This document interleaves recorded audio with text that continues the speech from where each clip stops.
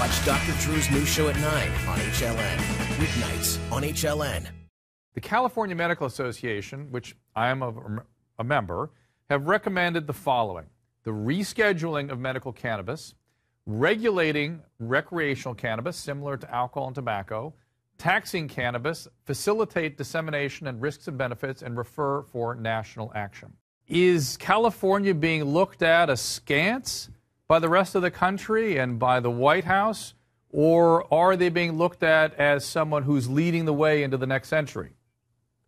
Well, we took the lead with the proposition in 1996 in which we did decriminalize marijuana in this state. It was the first state to do that. And as you've said, there are now 16 states plus the District of Columbia which have done it. And we now have 2 governors who've announced that they will go to Washington and solicit the Drug Enforcement Administration to change its scheduling. No. So there's a national movement here. Yes. But Dr. Lyman, I want to understand this, because I'm a doctor that practices in California. You are one of the leaders of the California Medical Association. You represent me and my peers. Are you guys representing the mainstream in these very strong recommendations to put cannabis more in the category with alcohol and cigarettes than a Schedule I drug? Are you representing the mainstream, or are you guys going rogue on us? We think this is mainstream. We think there's a crescendo of repudiation of federal policy with 16 states, District of Columbia, 2 governors.